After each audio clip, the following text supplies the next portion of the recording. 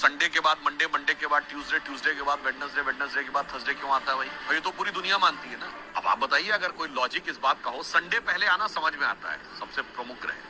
और जो हमसे कहते हैं कि आप लोग तो 7 ही ग्रह मानते हैं और 9 होते हैं, तो भाई तुम भी तो 7 दिन मानते हो, मगर सवाल हमसे पूछते हो। चलिए, अगर सूर्य सबसे बड़ा ग्रह है और साइज के हिसाब से होना चाहिए था, तो उसके बाद दूसरे नंबर का ग्रह बृहस्पति है साइज में, फिर तीसरे नंबर का शनि है, तो संडे के बाद थर्सडे आना चाहिए था, उसके बाद सैटरडे आना चाहिए। यदि सूर्य से डिस्टेंस में देखें तो नियरेस्ट वेडनेसडे है, तो संडे के बाद बुध है, तो संडे के बाद वेडनेसडे आना चाहिए था। परंतु ऐसा क्यों होता है? उसका कारण विशुद्ध भारतीय ज्ञान, जो भारत की वैदिक ज्योतिष है, जिसमें एक चीज होती है होरा।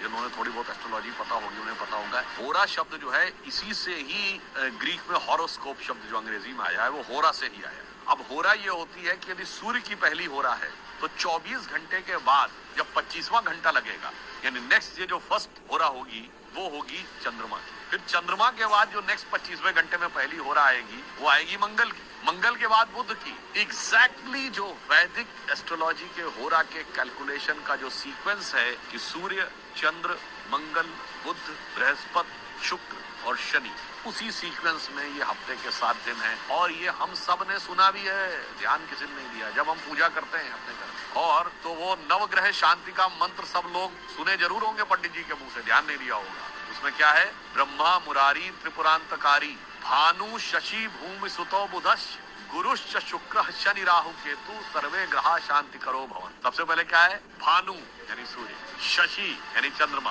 तो मंडे के बाद, संडे के बाद मंडे, भूमि सुतो मंगल, देन ट्यूसडे, बुधश्च गुरुश्च शुक्र शनि। सप्ताह में 7 दिन होते हैं, तो संडे के बाद मंडे, मंडे के बाद